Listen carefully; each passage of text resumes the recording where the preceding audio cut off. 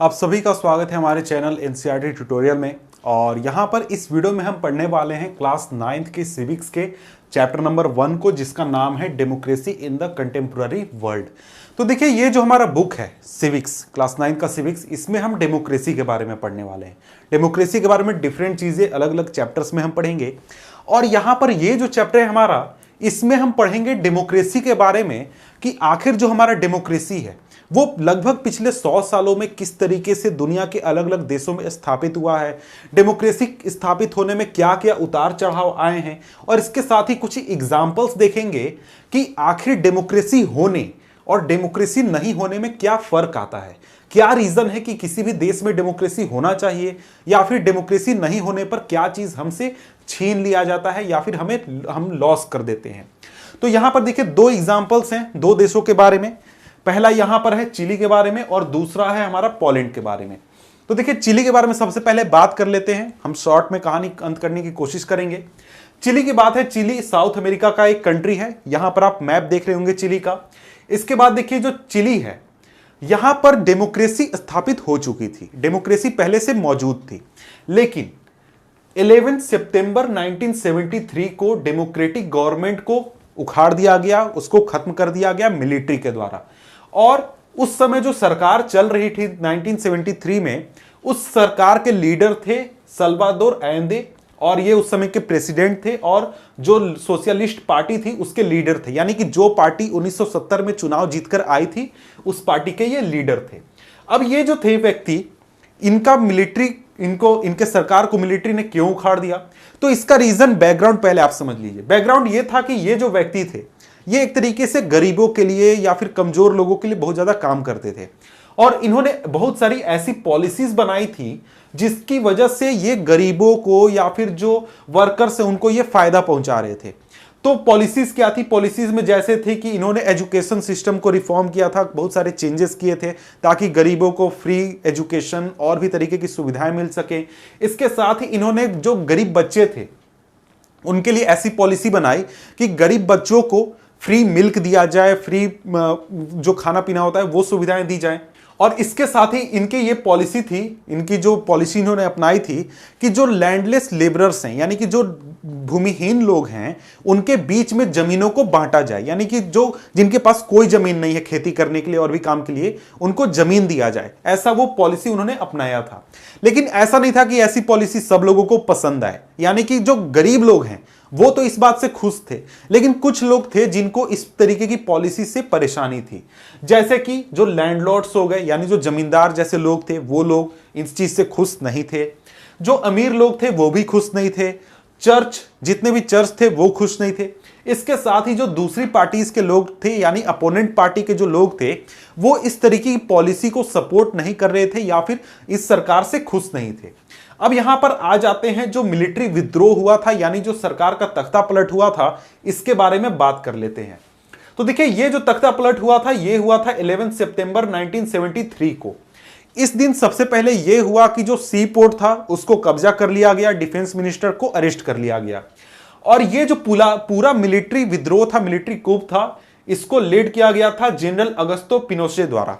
ये जो व्यक्ति थे, ये उस समय के जनरल थे, और इन्होंने इस पूरे रिवॉल्यूशन को, या फिर हम कह सकते हैं जो पूरा ये विद्रोह था, इसको लीड किया था, या फिर इन्होंने ये चीज करवाया था। अब इसमें हुआ क्या? इसमें यह हुआ कि जब ये डिफेंस मिनिस्टर अरेस्ट हो गए, सीपोर्ट कब्जे में हो गया, इसके बाद अटैक हुआ प्रेसिडेंट के घर पर। मिलिट्री ने प्रेसिडेंट के घर को घेर लिया, प्रेसिडेंट को कब्जे में ले लिया और कहा कि आप सरेंडर कर दीजिए, रिजाइन मार दीजिए और आप चले जाइए कहीं दूसरी जगह, या फिर आप विदेश चले जाइए। लेकिन प्रेसिडेंट ने इस चीज को करने से मना कर दिया, वो अपने घर में ही रहे। और वहां पर मिलिट्री ने फिर अटैक कर दिया, बमबारी कर दी, जिसमें कि जो प्रेसिडेंट थे उनकी मौत हो गई। अब ऐसा कहा जाता है कि जो अमेरिकी सरकार थी, वो इस तरीके की जो एक्टिविटी, पूरी ये जो एक्टिविटी हुई थी, इसको अमेरिकी सरकार ने सपोर्ट किया था या फिर पैसे उसके लिए मुहैया कराए थे, ऐसा कहा जाता है। क्यों? क्योंकि वो इस तरीके की जो पॉलिसीज थी सरकार की, उससे खुश नहीं थी। वो चाहती थी कि ऐसी पॉलिसीज नहीं अपनानी चाहिए।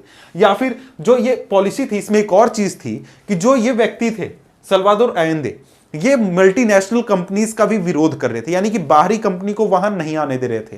तो ऐसा कहा जाता है कि इस वजह से जो अमेरिकी सरकार थी उसने इस चीज को हेल्प किया था। तो इसके बाद देखिए जो फिनोशे था ये अपने मिलिट्री विद्रोह में सक्सेसफुल हुआ और ये फिर प्रेसिडेंट बन गया और इसने अगले 17 सालों तक रूल किया, यानी अगले 17 सालों तक इसने चिली के ऊपर राज किया।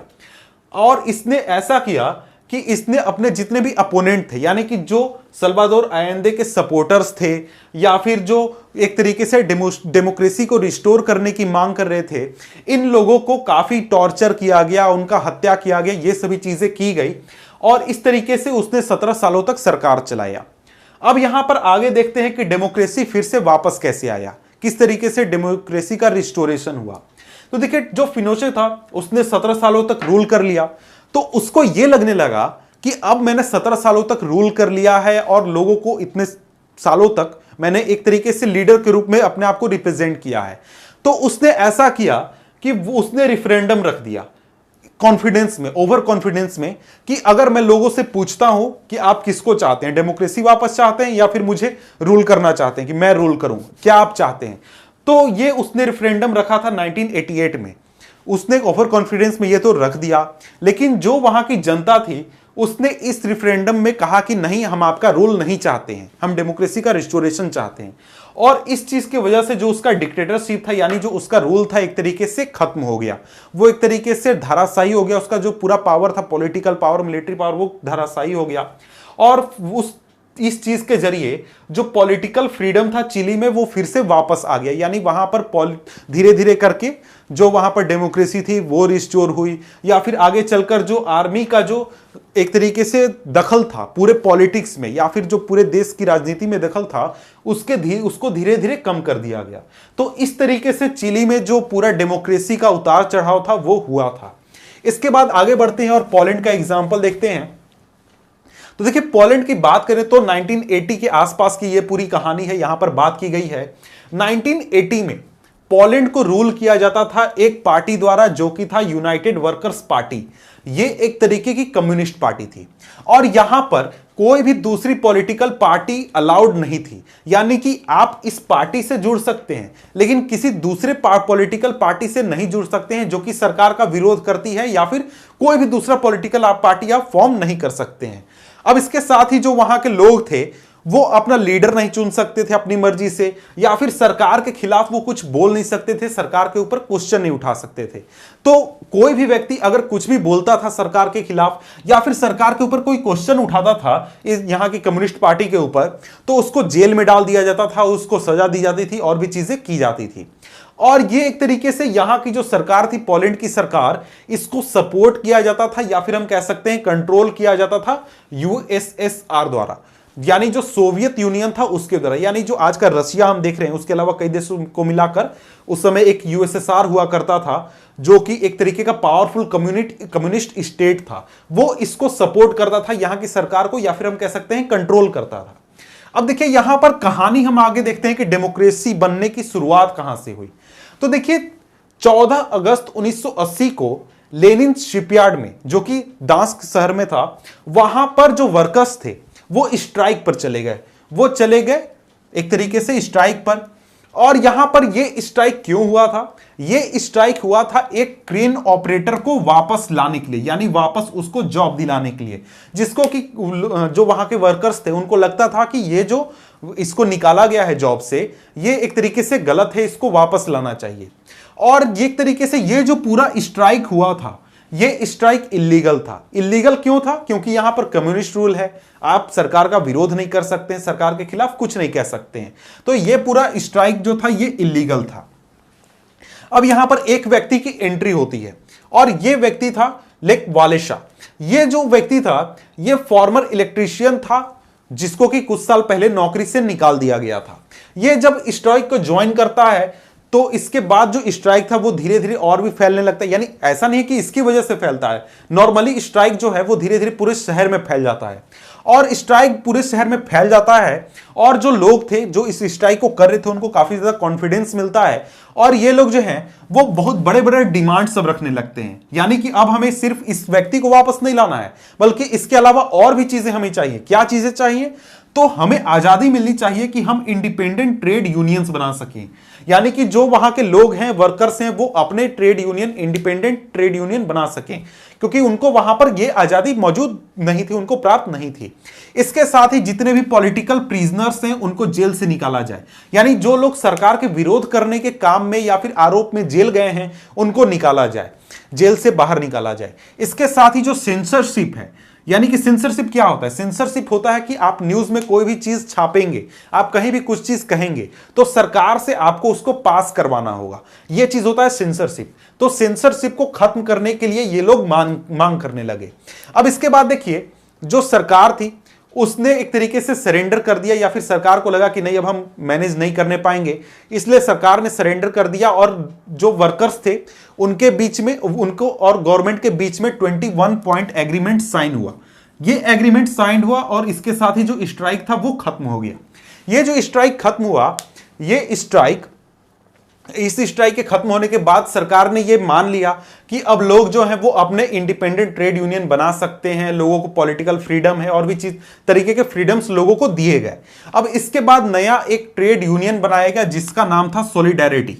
ये जो ट्रेड यूनियन था ये धीरे धीरे बहुत ज्यादा पॉपुलर हो गया और बहुत बड़ी संख्या में लोग इससे जुड़ गए। और इसके साथ ही उस समय में जो पोलैंड था वहां पर करप्शन बहुत ज्यादा था, मिसमैनेजमेंट बहुत ज्यादा था। तो इन चीजों की वजह से भी जो लोग थे वो सरकार से बहुत ज्यादा नाराज थे और उन लोगों का झुकाव इस पार्टी की तरफ या फिर इस संगठन की तरफ हो रहा था, सॉलिडारिटी की तरफ हो रहा था। तो देखिए वहां पर उस समय के जो जनरल थे, जो कि एक तरीके से लीडर थे, गवर्नमेंट के लीडर, जो जनरल थे जारूजेल्स्की, ये एक तरीके से काफी इस चीज से परेशान थे या फिर उनको ये चीज पसंद नहीं आई और उन्होंने दिसंबर 1981 में 1981 में मार्शल लॉ लगा दिया। उन्होंने मार्शल लॉ लगा दिया और इसके साथ ही जितने भी आजादी मिली थी लोगों को वो सभी आजादी खत्म हो गई और जो सॉलिडारिटी के मेंबर्स थे उनको जेल में डाला गया, उनका जो पॉलिटिकल फ्रीडम था वो उनके हाथ से छीन गया, उनको जितनी भी आजादी मिली हुई थी वो सभी खत्म हो गई, यानी कि फिर से पुरानी स्थिति में यह पूरी स्थिति आ गई। अब हम देखते हैं कि यहां पर डेमोक्रेसी का रिस्टोरेशन कैसे हुआ या फिर डेमोक्रेसी यहां पर आई कैसे। तो देखिए 1988 में जो सॉलिडारिटी संगठन था ये फिर से स्ट्राइक पर आ जाते हैं, ये फिर से स्ट्राइक करने लगते हैं। लेकिन इस समय स्थिति डिफरेंट थी। स्थिति डिफरेंट इसलिए थी कि जो पॉलिश गवर्नमेंट थी वो इस समय काफी मजबूत थी, इकोनॉमी जो था वो भी कमजोर था, डिक्लाइन में जा रहा था और इसके साथ साथ जो यूएसएसआर का सपोर्ट पहले यहां पर मिला हुआ था पोलैंड की गवर्नमेंट को या फिर एक तरीके से इनका गार्जियन बनकर बैठा हुआ था, वो अब यहां पर नहीं था क्योंकि यूएसएसआर अपने प्रॉब्लम्स में बिजी था, वो अलग, वो इसलिए यहां पर ध्यान नहीं दे रहा था। तो इस समय में जो यहां पर इनका जो स्ट्राइक हुआ, ये स्ट्राइक एक तरीके से सक्सेसफुल हो गया। क्यों सक्सेसफुल हो गया? क्योंकि अप्रैल 1989 में एक तरीके के नेगोशिएशंस हुए, जो ये सॉलिडारिटी संगठन था इसके और गवर्नमेंट के बीच में। तो ये नेगोशिएशंस हुई यानी बातचीत हुई, बातचीत में ये तय हुआ कि अब फ्री इलेक्शंस होंगे, यानी कोई भी खड़ा होगा, कोई भी इलेक्शन लड़ेगा, कोई भी सरकार बना सकता है।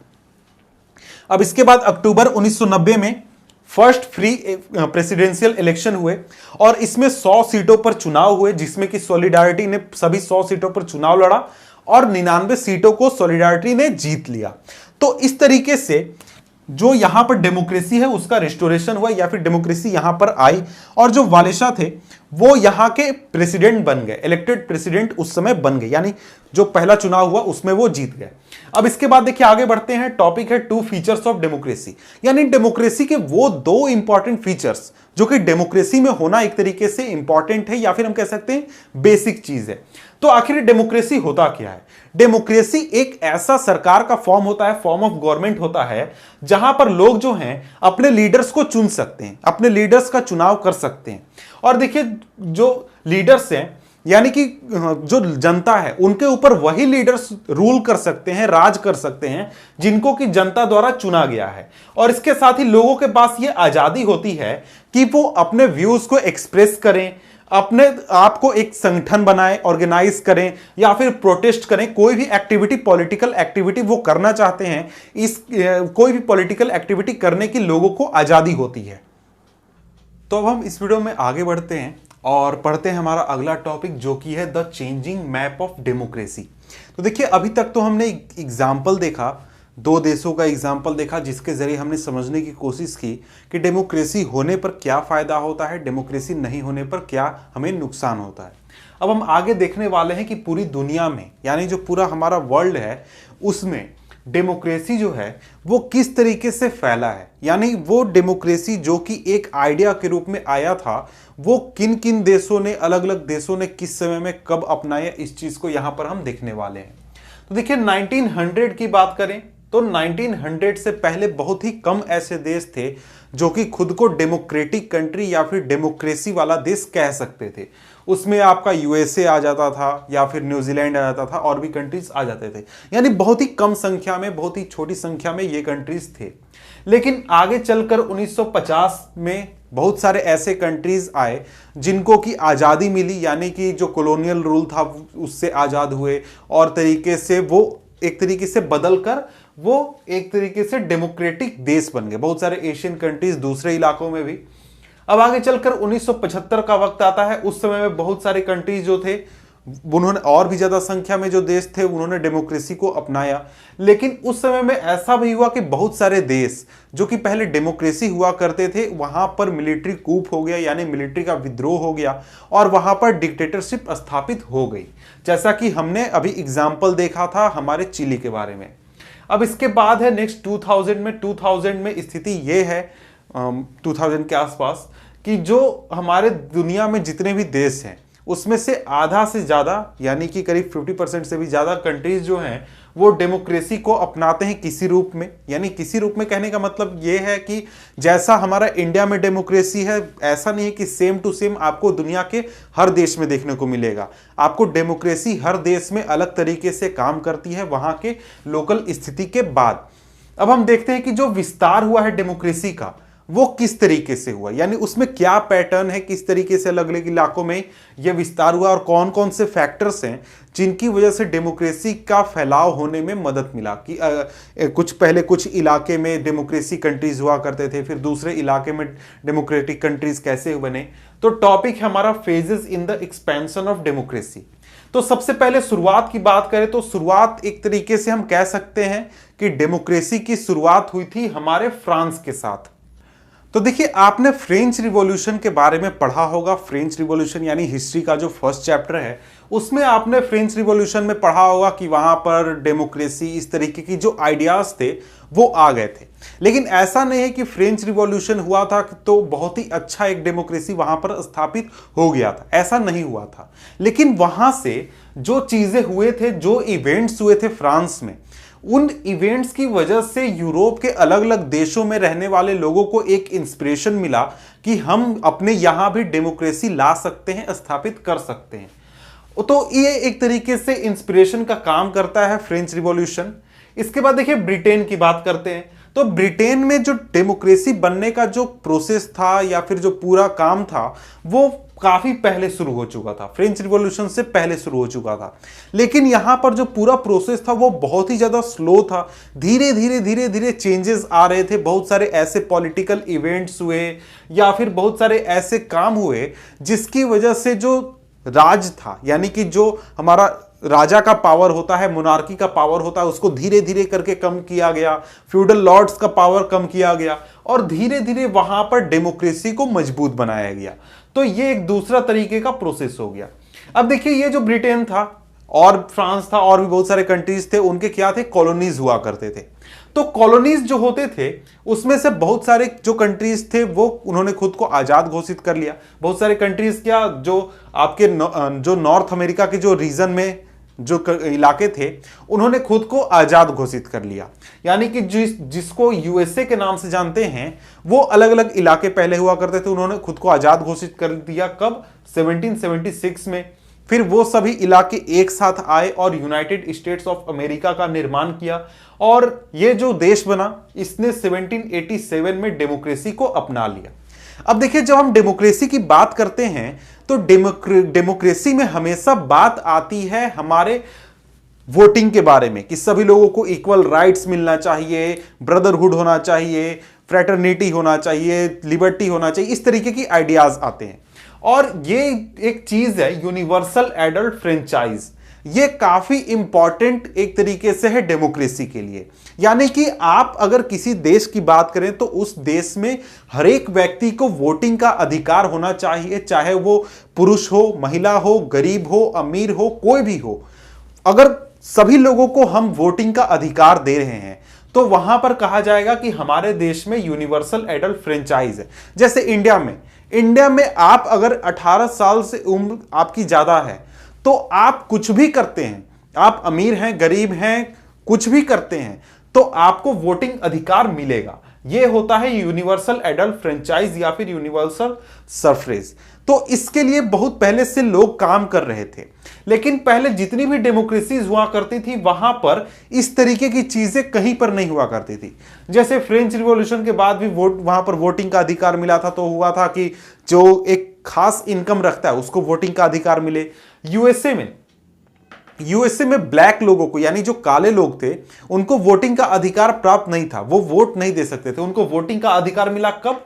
हमारे 1965 में, 1964 या 65 में उनको मिला था।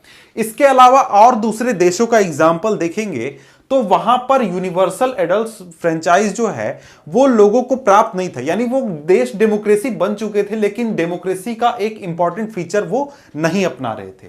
अब इसके बाद देखिए अर्ली डेमोक्रेसी कहां पे स्थापित हुई थी? यूरोप में, लैटिन अमेरिका में, नॉर्थ अमेरिका में। नॉर्थ अमेरिका में हमारा यूएसए हो गया, यूरोप में तो फ्रांस, ब्रिटेन, ये सभी कंट्रीज आ गए, और लैटिन अमेरिका में कुछ कंट्रीज आ गए। अब इसके बाद देखिए जो एंड ऑफ कॉलोनियलिज्म, यानी कि जो हमारा कॉलोनियलिज्म है, यानी कि जो ब्रिटेन हमारे ऊपर शासन करता था, दूसरे इलाकों पर शासन करता था, तो उसकी वजह से भी जब कॉलोनियलिज्म का अंत हुआ, यानी साम्राज्यवाद का एक तरीके से अंत हुआ, तो उसके बाद बहुत ज्यादा ये इस डेमोक्रेसी के ऊपर इसका प्रभाव पड़ा। यानी कि जो इलाके, जो देश आजाद हुए, उन्होंने डेमोक्रेसी को एक तरीके से सरकार चलाने के तरीके के रूप में अपनाया। सेकेंड वर्ल्ड वॉर जब खत्म हुआ उसके बाद बहुत सारे इलाकों से जो कॉलोनिज्म था उसको हटा दिया गया, वो हट गया। जैसे हमारा इंडिया, वर्ल्ड वॉर 2 जैसे ही खत्म हुआ उसके 1-2 साल बाद हमारे देश से जो ब्रिटिश थे वो चले गए।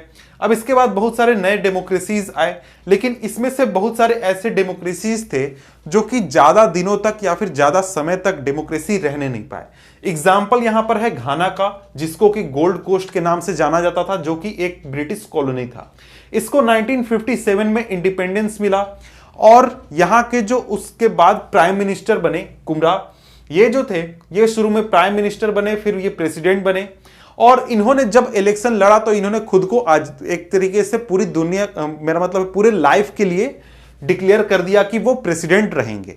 लेकिन ऐसा हुआ कि 1966 में इनको मिलिट्री द्वारा ओवरथ्रो कर दिया गया, मिलिट्री विद्रोह हो गया और इनकी जो सरकार थी वो चली गई।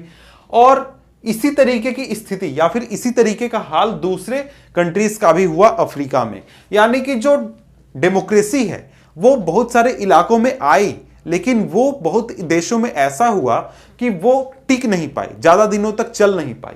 अब इसके बाद देखिए रीसेंट फेजेस, यानी कि ये तो 1950 के आसपास की बात हो गई, ये 1900 के पहले की बात हो गई। अब हम बात करते हैं हाल फिलहाल में क्या चीजें हुई हैं। तो देखिए 1980 के बाद जो डेमोक्रेसी है उसका फैलाव बहुत ही स्पीड में हुआ, बहुत ही तेज हुआ है।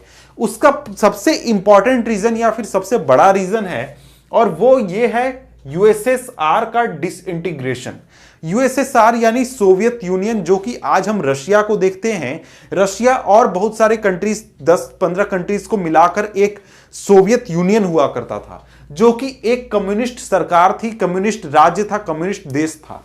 वो जो था ये जब टूटा तो इसके टूटने के बाद इसमें से 15 देश अलग हुए और सभी देश जो थे वो उन्होंने डेमोक्रेसी को अपनाया। अब इसके साथ ही जो ये हमारा यूएसएसआर था, ये बहुत सारे देशों को जो कि कम्युनिस्ट सरकार चलाते थे उनको सपोर्ट करता था या फिर कंट्रोल करता था, तो वहां पर भी इसका प्रभाव खत्म हो गया। तो वो देश जो थे वो भी अब डेमोक्रेसी को उन्होंने अपना लिया, जैसा कि हमने पोलैंड का एग्जाम्पल देखा था।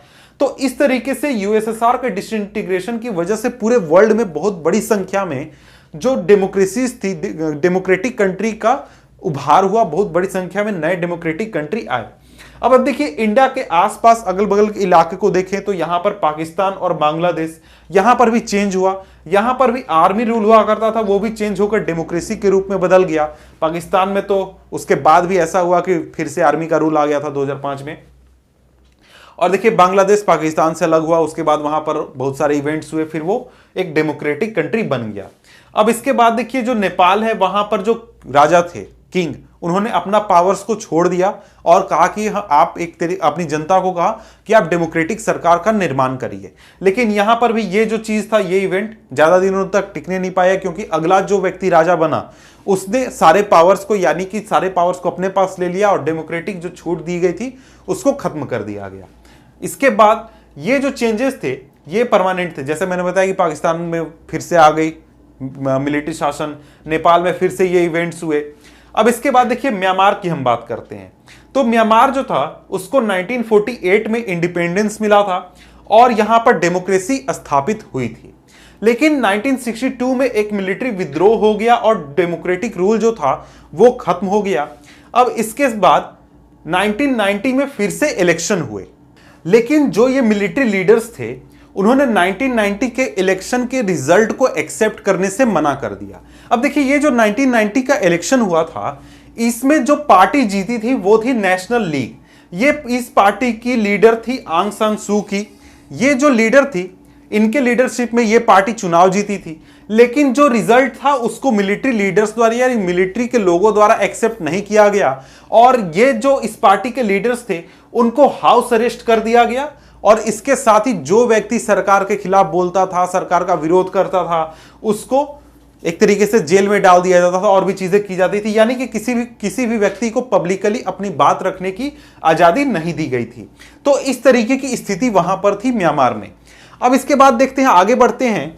अब हम देखते हैं ग्लोबल लेवल पर, यानी वर्ल्ड लेवल पर जो हमारा डेमोक्रेसी है वो किस तरीके से काम करता है, या फिर ऐसा कोई व्यवस्था है कि आखिर पूरे वर्ल्ड लेवल पर डेमोक्रेसी काम करे। तो टॉपिक है हमारा इंटरनेशनल ऑर्गेनाइजेशन। तो देखिए पूरी दुनिया के लेवल पर ऐसा नहीं है कि कोई सरकार है, ऐसा नहीं है कि पूरे देश, सभी देश मिलकर एक सरकार चलाते हैं पूरी दुनिया के लेवल पर, लेकिन उसके बदले में बहुत सारे ऐसे इंस्टीट्यूशन हैं जो कि एक सरकार के रूप में काम करते हैं, सरकार की तरह पूरे वर्ल्ड को संभालते हैं। देखिए ये जो ऑर्गेनाइजेशंस हैं ये सरकार के जितने पावरफुल नहीं है, यानी कि आपका भारत सरकार आपके ऊपर जितना कंट्रोल रख सकता है उतना ये ऑर्गेनाइजेशन सभी देशों पर कंट्रोल नहीं रख सकते हैं। लेकिन ये एक तरीके से सभी देशों को इन्फ्लुएंस कर सकते हैं, प्रभावित कर सकते हैं कि आप ये चीज गलत कर रहे हैं, सही कर रहे हैं या फिर कुछ भी कर रहे हैं। अब यहां पर जो ऑर्गेनाइजेशन है जिनके बारे में हम यहां पर बात करने वाले हैं वो है यूनाइटेड नेशन, यूएन जिसको कि कहते हैं, United nation security council, international monetary fund, और इसके साथ ही हम वर्ल्ड बैंक की भी बात करेंगे। तो देखिए ये जो ऑर्गेनाइजेशंस हैं ये ऑर्गेनाइजेशंस पूरे वर्ल्ड पर काम करते हैं। तो देखिए यूनाइटेड नेशन होता है जहां पर सभी देश मिलकर दुनिया के जितने भी टॉपिक्स हैं उनको डिस्कस करते हैं। यूएन सिक्योरिटी काउंसिल होता है, यहां पर अगर दो देश कंफ्लिक्ट कर रहे हैं तो इनके बीच में उसको किस तरीके से हैंडल किया जाए उसको सिक्योरिटी काउंसिल देखता है। इंटरनेशनल मॉनेटरी फंड होता है कि अगर कोई देश जो है वो प्रॉब्लम में है, उसको किसी तरीके की पैसे की मदद चाहिए तो वो इंटरनेशनल मॉनेटरी फंड प्रोवाइड कराता है। इसके साथ ही जो हमारा वर्ल्ड बैंक है वो भी ये काम करता है, यानी कि अगर आपको आपके कंट्री की फाइनेंशियल स्थिति खराब है, पैसे की का प्रॉब्लम है, तो उसको प्रोवाइड करेगा, आपको हेल्प करेगा इकोनॉमी को संभालने में। ये काम हमारे इंटरनेशनल मॉनेटरी फंड का होता है। अब यहां पर नेक्स्ट क्वेश्चन आता है कि क्या ये जो ऑर्गेनाइजेशंस हैं पूरे वर्ल्ड लेवल पर, यहां पर जो डिसीजंस होते हैं ये डेमोक्रेटिक तरीके से होते हैं? तो यहां पर टॉपिक है आर दिस डिसीजंस डेमोक्रेटिक, यानी कि यहां पर इन ऑर्गेनाइजेशन में जो डिसीजंस हैं क्या वो डेमोक्रेटिक है? तो बारी बारी से हम सभी ऑर्गेनाइजेशन की बात कर लेते हैं। सबसे पहले यूएन जो है पूरे दुनिया में जितने भी कंट्रीज हैं उनका एक संगठन है।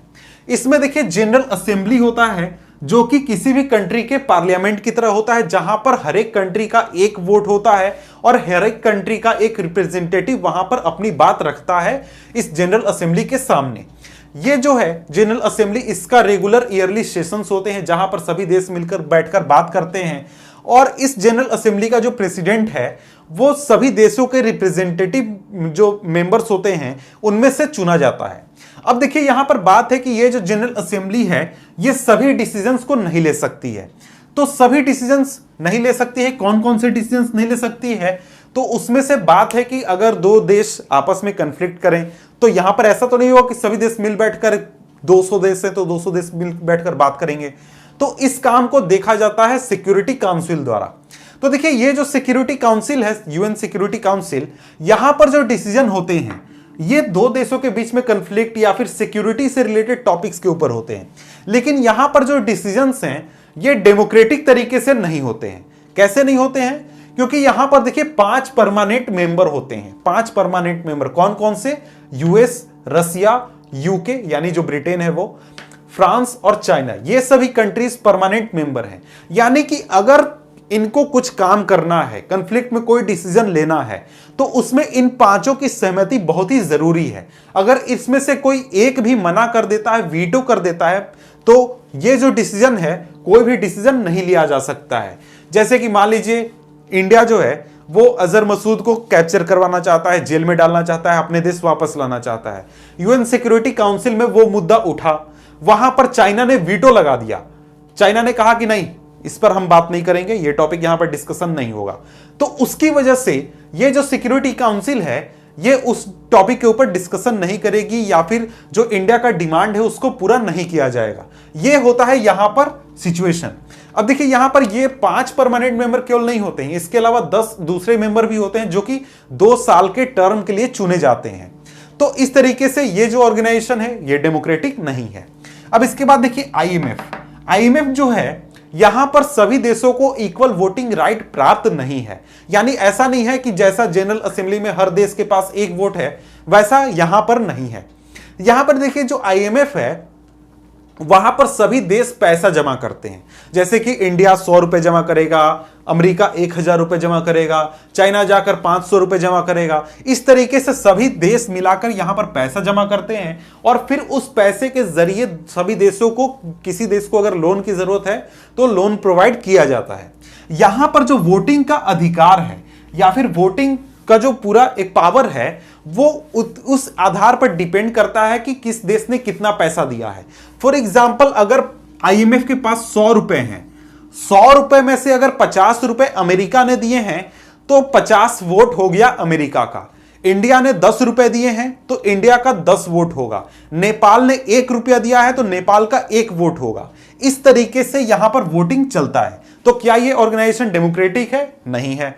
इसके बाद वर्ल्ड बैंक में एक चीज है नियम कि यहां का जो प्रेसिडेंट होता है वर्ल्ड बैंक का वो हमेशा यूएस सिटीजन होना चाहिए या फिर हमेशा से होता रहा है।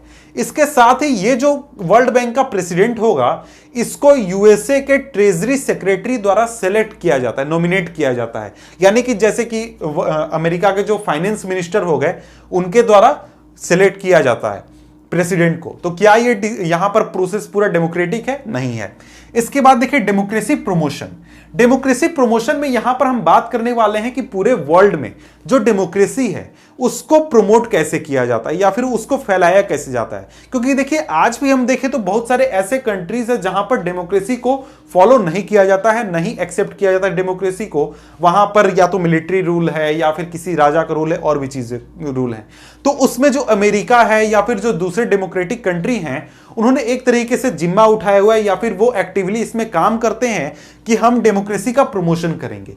लेकिन यहां पर हम एक एग्जांपल देखने वाले हैं, उसमें आपको एनालाइज करना है कि क्या ये डिसीजन या फिर डेमोक्रेसी का प्रमोशन ये तरीका सही है। एग्जांपल है इराक का।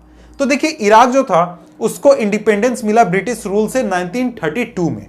अब देखिए 1932 में जब इंडिपेंडेंस मिला तो उसके बाद 1968 से ये जो इराक है यहां पर अरब सोशलिस्ट बाथ पार्टी का रूल था और इसके एक इंपॉर्टेंट लीडर थे। उस समय ये हेड लीडर नहीं थे, इंपॉर्टेंट लीडर थे सद्दाम हुसैन।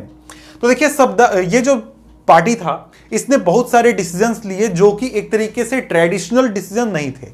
यहां पर ट्रेडिशनल इस्लामिक लॉ को खत्म कर दिया गया, महिलाओं को वोटिंग राइट दिए गए और भी तरीके के फ्रीडम्स दिए गए जो कि मुस्लिम देशों में नहीं मिले हुए थे। तो इसके बाद 1979 में सद्दाम हुसैन प्रेसिडेंट बन जाते हैं और ये एक तरीके से डिक्टेटोरियल गवर्नमेंट चलाते हैं, यानी कि एक तरीके से तानाशाही सरकार चलाते हैं। अब यहां पर यूएसए और उसके जो दोस्त, उसके जो साथी देश थे, उनका ये आरोप लगता है इराक के ऊपर कि इराक के पास न्यूक्लियर वेपन है या फिर दूसरे तरीके के वेपन है जिससे कि दूसरे देशों को खतरा हो सकता है। तो इस वजह से हमें उन पर अटैक करना चाहिए या फिर उनका जांच करना चाहिए। तो यहां पर यूएन का एक जांच कमेटी जाता है इराक में कि यहां पर आपके पास कोई बम वम तो नहीं है, तो वहां पर उनको कुछ नहीं मिलता है। लेकिन फिर भी यूएसए और उसके जो दोस्त हैं वो एक तरीके से अटैक कर देते हैं इराक के ऊपर, इराक को इन्वेड कर देते हैं, कैप्चर कर लेते हैं और सद्दाम हुसैन को पकड़ लेते हैं। और इसके बाद सद्दाम हुसैन को सजा भी दी जाती है और जो यूएसए है वहां पर जाकर एक इंटरिम गवर्नमेंट स्थापित कर देता है, यानी वहां पर एक डेमोक्रेटिक गवर्नमेंट स्थापित कर देता है। और ऐसा कहा जाता है कि या फिर ऐसी बात की जाती है कि ये जो एक्शन था ये बहुत ही सही था। इस क्यों सही था? क्योंकि यहां पर डेमोक्रेसी स्थापित कर दिया गया, पहले डेमोक्रेसी नहीं थी, इस तरीके की चीजें यहां पर कही जाती है। लेकिन यहां पर ये जो वार हुआ था या फिर ये जो पूरा अटैक हुआ था, इसको यूएन सिक्योरिटी काउंसिल से परमिशन नहीं लिया गया था, या फिर जो यूएन के जो हेड थे उस समय के वो इसको कहते हैं कि ये बिल्कुल ही इलीगल था। यूएन के परमिशन के द्वारा ये पूरा एक्शन किया गया था। तो ये आप इस पर सोचिए कि क्या ये डिसीजन या फिर एक्शन सही था डेमोक्रेसी को प्रमोट करने के लिए? डेमोक्रेसी को प्रमोट करने का क्या ये तरीका सही था कि अटैक कर दो, वहां पर डेमोक्रेसी स्थापित कर दो? तो इसके ऊपर आप सोचिए। तो मिलते हैं आपसे हम नेक्स्ट वीडियो में नेक्स्ट चैप्टर के साथ। तब तक के लिए गुड बाय।